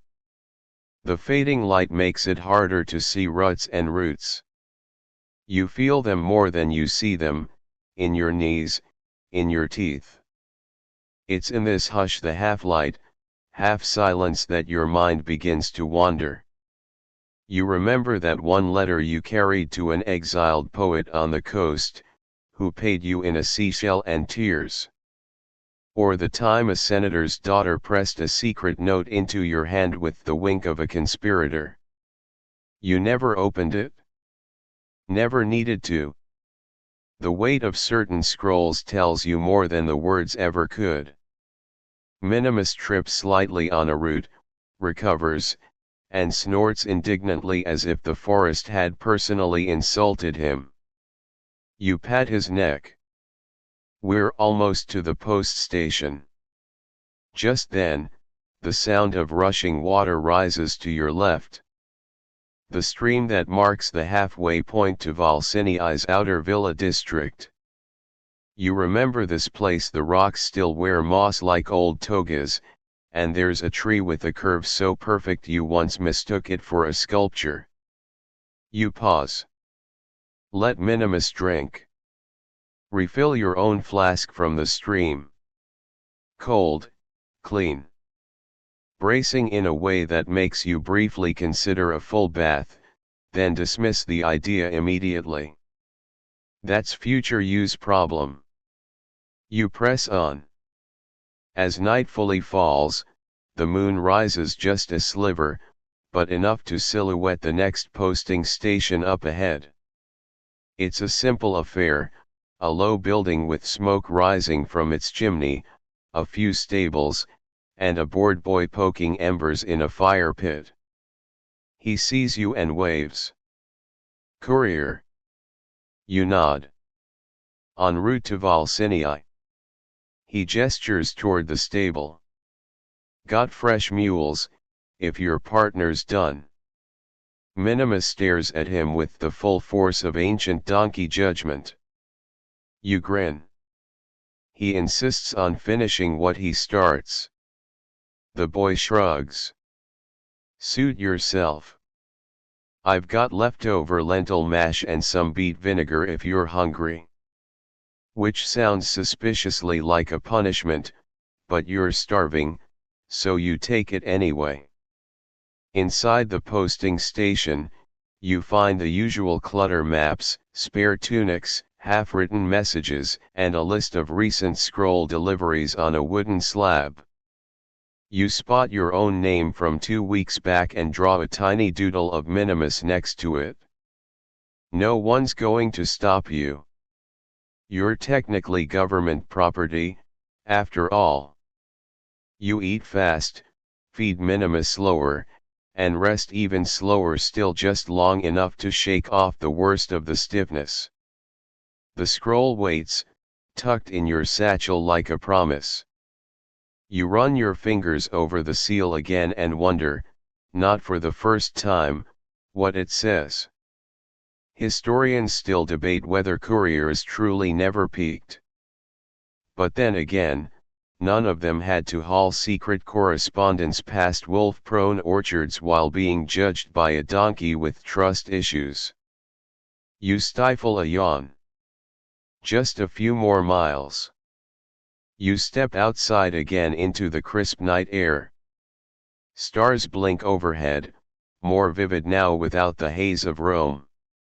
You spot familiar ones: Orion, Cassiopeia, the 7 stars that mark the imperial hour. You whisper to Minimus, "All right, General. Let's march." And off you go, hoofbeats soft on dust, scroll secure at your side, moonlight on your back. You pass the last fig tree just as the air begins to cool in that way it only does past midnight, when the road is empty and your ears start to crave even the clatter of a distant wheel just to know you're not alone in the empire. But alone you are. You, a donkey with minor anger issues, and a sealed message that smells faintly of lavender wax and mystery. The road curves gently now through low hills, the kind that roll lazily like someone laid down a blanket and forgot to smooth out the edges. You know this stretch. Every Roman mailman does. These miles between posting stations are said to be haunted by the ghost of a courier who accidentally delivered a scroll of military strategy to the wine club of a rival senator. Poor soul was reassigned to sponge-carrying duty in the bathhouses. Historians still argue whether that story is true or just something couriers made up to justify talking to their donkeys late at night. Speaking of which, Minimus lets out a low, gravelly sigh that seems to say, "We should have been bakers." You agree. But bakers don't get to see the sunrise from the Via Cassia with their best 4-legged friend beside them and a scroll marked "Urgent" burning a soft square against their ribs. Just ahead, you spot torchlight. Not from a villa or inn, but from a roadside patrol. You slow down automatically, instinctively straightening your tunic, checking that the scroll's still tucked in tight. A Roman night patrol means 2 things, bureaucracy and opinions. Sure enough, 2 soldiers step forward. One holds a spear casually but with purpose. The other has the look of someone who's been awake too long and suspects everyone of bread theft. "Courier," the spear holder asks. You nod, offering the scroll pouch with deliberate slowness. He examines the seal, grunts. "Destination: Volsinii, direct." "And what's your donkey's name?" You blink. "Minimus." The second soldier leans down and peers at the donkey. "Looks like a Flavius." Minimus does not dignify this with a response. He continues chewing his bit, eyes locked on the horizon like the noble steed he almost is. The first soldier hands back your pouch. "You're good. Roads are clear tonight except for some bandit rumors near the cypress grove. Keep to the left fork when you get there." You nod. "Thanks." and tell your donkey to watch his attitude. Minimus brays softly in reply, an expression of both defiance and dismissal. You ride on, just fast enough to be out of earshot before either soldier can change their mind. You wonder, as you press forward, how many other couriers are out tonight, racing against dawn with scrolls and secrets and bad rations in their satchels. The cursus publicus, the Roman postal system, was a marvel of infrastructure. A relay network powered by sweaty humans, snorting beasts, and whatever passing gods felt like not interfering that day. The rules are strict. You don't open scrolls. You don't delay. You don't stop unless someone threatens you with a weapon or worse, a scroll redirect. You make it to the cypress grove just after the wind shifts, turning the air colder and threading the trees with that whispery rustling sound that always sounds like voices you can't quite make out. The left fork appears as promised, curving up a little incline. You nudge Minimus gently.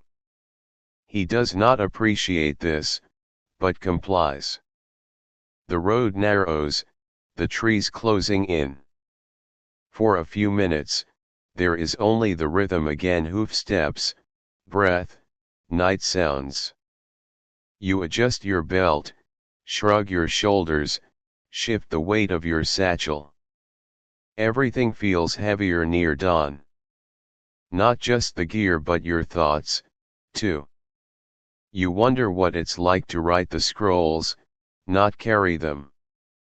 To sit in some marble-floored atrium, sipping watered wine, scratching letters onto parchment with a stylus that cost more than your yearly pay. Do they know what roads their words travel? Do they picture you, bumping along in the dark, squinting for wolves and ghosts? Minimus veers slightly to the side to avoid a mud patch and you're snapped back to now. You pat him. Still with me, Flavius? He snorts, and for a moment, you think maybe that soldier was right. He does have Flavius energy. You crest the hill and see it finally, the outer lanterns of Volsinii.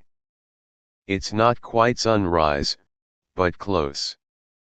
The sky has that faint smear of peach gray near the edge, like someone rubbed charcoal over a papyrus scroll and then regretted it. The air smells different here. Not as pungent as Rome. Less fish, more grass. The city ahead isn't huge, nothing like the capital, but it has weight. Walls. Gates. A gatekeeper already yawning and lighting the last torch before dawn fully steals his shift away. You wave as you approach. He peers at you through narrowed eyes and says, "Mail or miracle?" You raise the satchel. "Mail." He opens the gate, no further questions. It's not worth the paperwork. Inside, Volsinii is still asleep. Market stalls are shuttered, dogs are curled on stone thresholds, and smoke drifts lazily from a few early kitchens. It's the hour where everything seems paused between the dreams of citizens and the demands of senators. You guide Minimus through the winding streets toward the domus indicated on your dispatch tablet. Villa Crasinius North Quarter, past the mosaic bathhouse and the fountain shaped like a trident. You spot it by the marble dolphin statue out front. Very tasteful. Slightly ridiculous. You dismount. Knock. Wait. Eventually, a servant answers, half-dressed, eyes puffy. You present the scroll. They take it wordlessly and disappear. That's it? No fanfare. No speech. No gold coin of gratitude. Minimus sneezes. Well, you say, stretching your arms wide, mission accomplished. He begins to nibble a hedge. You sit down on the villa's front step and let yourself lean back slightly, just enough for your spine to consider forgiveness. Tomorrow, or maybe later today, you'll turn around and do it all over again. Rome never stops needing messengers. But for now, you and Minimus have earned this moment, the pre-dawn silence of a city not quite awake, the weight of the satchel finally gone, and the knowledge that once again, the Roman postal system has worked its sleepy magic. The sky is turning that gentle lavender blue that Roman poets get overly excited about. You stretch, knees cracking like old scrolls, and give Minimus a scratch behind the ears, which he tolerates with dignified indifference. There's no immediate dispatch waiting for your return trip, at least, none that you know of. It could be an hour, a day, or a breakfast away. Such is the life of a Roman mailman, ruled not by clocks, but by scrolls, whims, and the vague shrug of bureaucracy. So, naturally, you decide it's breakfast time. You lead Minimus to the nearest taberna that looks even remotely open. There's a sleepy man sweeping his doorstep with the air of someone who gave up caring in 112 BC. He glances at you, then your donkey, then sighs as though realizing his day is now officially in motion. You park Minimus next to a water trough. He immediately begins drinking like he's been carrying the entire Senate on his back, and you order a cup of watered wine and a bowl of warm pools, Rome's favorite mush. It's oatish, barleyish, vaguely edible. Sometimes, if the gods are smiling, it comes with cheese. This one does not. But it's warm, and right now that's all you need. You lean against the wall, spooning mush, and watching the city wake up. Chickens flutter out of alleyways. A cart rumbles past, loaded with amphorae, each likely heavier than your dignity. Somewhere nearby, a rooster screams in Latin. A man sits next to you without asking. He wears the uniform of a fellow courier: faded red tunic, satchel, sandals that have seen things. You nod. Courier code. East Road, he asks. Cassia, you reply. He whistles low. Heard it's flooded near the Olives. Not anymore, you mutter through a mouthful of barley. He offers you a fig. You accept. Courier code again. Historians still argue whether this informal network of camaraderie among Roman couriers ever extended into formal unions or guilds. There's no strong evidence for organized labor among the cursus publicus workers, but there are scratched symbols found in rest stops and on tavern walls, tiny drawings of donkeys, spirals, and what might be a scroll with wings that suggests something like a secret handshake of shared exhaustion. You trade road stories with the man for a while. He once got chased by a goose for 2 miles near Capua. You tell him about the time Minimus sat down mid-mission and refused to move until bribed with a fig. You both agree that fig-based diplomacy is underrated. Eventually, he moves on, and you're left with the last spoonful of mush and the warm sun creeping up the wall beside you. The life of a Roman mailman isn't glamorous. No laurels. No parades. But it does offer certain perks. Like access to the best gossip. You remember one of your early missions delivering a scroll sealed in 4 layers of wax and wrapped in a leather sleeve, marked private, for consul eyes only. Of course, you didn't open it. But someone in the relay did. Probably. Because by the time you delivered it, the villa gatekeeper smirked and asked, "So, the general's cousin really eloped with the perfume merchant?" You just shrugged. Mailman confidentiality. Sometimes you're the first to hear a rebellion brewing.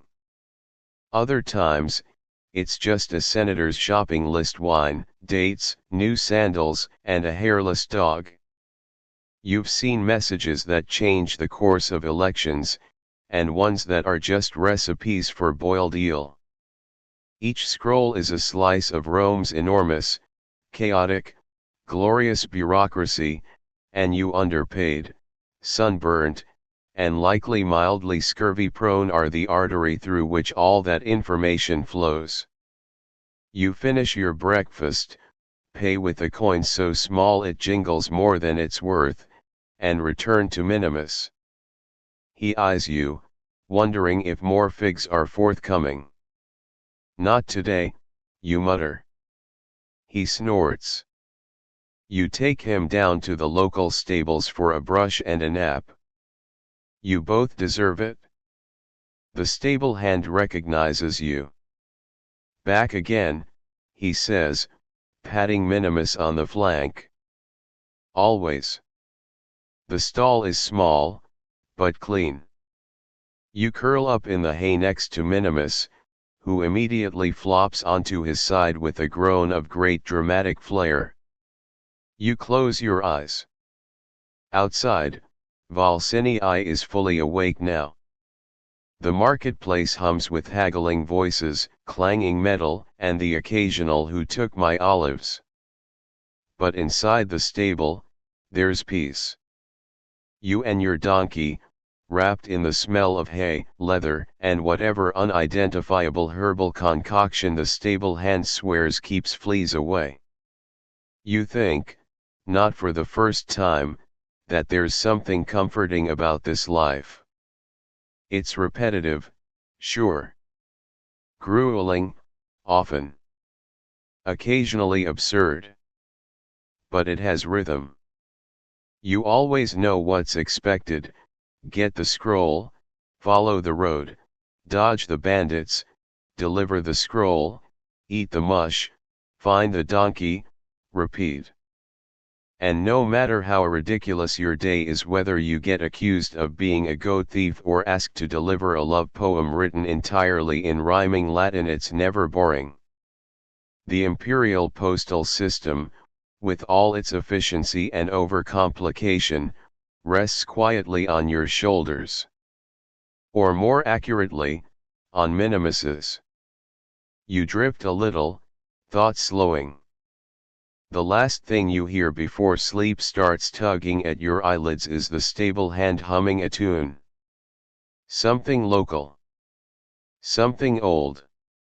And just like that, another journey ends, not with trumpets or glory, but with the soft exhale of a tired mailman and his irritable donkey, curled up together, ready to do it all again tomorrow. It's early evening now, and the sun has begun its lazy descent over the hills beyond Valsinii. You've been summoned. A fresh dispatch, scroll-bound and double-sealed, waits in the courier post office, a modest brick structure that always smells faintly of vinegar, sweat, and ambitions delayed.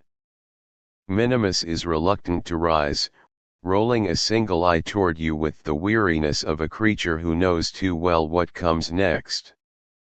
"Just one more trip," you say, like you always do. You retrieve the scroll, which is marked with a gold ribbon. That usually means something important. Or theatrical. Or both. The scribble beneath reads, "To the garrison commander at Aquae Vordini." Another mountain route. Another haul up steep Roman roads with only Minimus and your sandals between you and an accidental career in acrobatics. But first, packing. You stop by the market again, buying a small satchel of dried lentils, half a wheel of hard goat cheese, and 2 figs, one for diplomacy, one for you. You refill your water skin at the public fountain where a statue of a minor river god pours endlessly into a basin shaped like a lion's head. The water's cold, and you splash your face. Minimus takes a long slurp and steps on your foot. On purpose. The two of you set off as dusk slides in, casting golden shadows across the road. This leg of the journey takes you into the heart of Etruscan territory, once powerful city-states, now folded into the Roman Republic like crust in an overstuffed meat pie. But their ghosts are still here. You pass ancient tombs built like little houses, doors carved into the hills, eternal dwellings for the long-dead elites. You wonder briefly if Etruscan couriers had it easier. Probably not. Although historians still argue whether their communication systems were more symbolic than practical. Some claim they used musical instruments as coded messengers. Others think that's just poetic nonsense. What's less debatable is that the land feels older here. The road narrows. Trees close in, and for a while, it's just you, Minimus, and the rhythmic scuff of sandals on gravel. As you walk, your mind drifts as it tends to do when the scroll isn't screaming urgent in large red letters. You think about the donkeys. Not just Minimus, noble beast that he is. But all of them. There's a whole economy running on those hooves. Roman couriers are issued equus publicus, public horses or mules to swap out at each station. But more often than not, it's donkeys who end up doing the real work. Reliable. Tough. Always looking like they've read the Senate minutes and disapprove. You once heard of a donkey that made the trip from Ravenna to Brundisum without stopping once. Carried 12 scrolls and a loaf of bread. Refused to eat the bread. Didn't even blink when a storm hit. Courier legend. Minimus. He would have eaten the scroll. You smile at the thought and offer him the second fig. He takes it, grudgingly. Courier code. The road crests a low ridge, and you get a view of the valley below. Distant lights flicker from what must be a villa, or maybe a temple. A dog barks, somewhere out of sight. Crickets begin tuning up for the evening concert. The air smells of olives and damp stone. You pause to rest, finding a large rock that's not too sharp and not too covered in moss. Minimus flops down beside you, sighing with the deep existential weight of a creature who knows he's about to climb another hill tomorrow. You take out the scroll and run your fingers over the wax seals. You never open them. Tempting as it is, the penalties for tampering with imperial dispatches are not worth your curiosity. But sometimes, you wonder. Could be a love letter disguised as military orders. Could be a list of unpaid taxes. Could be instructions to move 3 legions and a sacred chicken. Rome is held together by gossip, grain, and guesswork. And couriers like you. You stretch, groaning. Your shoulders ache. Your knees feel like antique hinges. Your sandals are now more hole than shoe. And yet, there's comfort here. In the rhythm. The roads. The stars overhead, slowly blinking into view like ancient street lamps. You think of the innkeeper in Narni who once offered you a bed made of literal straw and a dinner that was 80% onions. You think of the time Minimus mistook a statue of Mars for a rival and brayed at it for a full hour. You think of the miles behind you. The scrolls you've delivered. The scrolls still waiting. The strange, sacred duty of ferrying thoughts and commands and complaints across the empire. A thought bubbles up, something you heard long ago, maybe from an old courier or a drunk priest. No empire survives without its legs. Maybe it was meant literally. Maybe metaphorically. But tonight, sitting under the stars with a sleepy donkey and a stomach full of goat cheese, it feels true either way. You lie back in the grass. The road stretches out before you, winding into darkness. You don't know exactly what's waiting at the end of the strip. But that's the job. Deliver the scroll. Pet the donkey. Repeat. And maybe, if the gods are in a good mood, there'll be breakfast with cheese tomorrow. You stretch out fully now, arms behind your head, the scroll tucked under your cloak just in case. Minimus has already dozed off, one ear twitching gently in response to some invisible fly or invisible dream. The stars overhead begin their slow, silent dance, those same stars the ancient Babylonians once used to tell time, the same stars Roman couriers used to guide their way through the dark. The road no longer matters tonight. Your bones settle into the earth like they've always belonged there. The breeze is cool, not cold. It runs along your arms like a whisper, weaving through the grasses, tugging gently at your cloak, as if to say, it's all right to stop now. And it is. There's no urgency anymore. No senator awaiting news. No commander pounding his fist. Just stillness. Quiet, absolute stillness save for the soft snore of a donkey, and the ancient hush of wind through olive branches. You let your thoughts drift as slowly as the Milky Way above. Maybe tomorrow you'll make it to Acquivordini. Maybe the scroll is just a shopping list from one general to another. Maybe none of it matters half as much as this moment, this deep, drowsy pause at the edge of the empire, where stars outnumber cities and time feels like honey. Your breathing slows. The tension slips from your shoulders. There's nothing more to carry tonight. Not even the story. Sleep comes easily now, wrapping around you like a worn blanket, quiet, warm, familiar. And as your eyelids grow heavier, the road ahead begins to blur into dream, and even Minimus seems to smile in his sleep. End of script. Sweet dreams.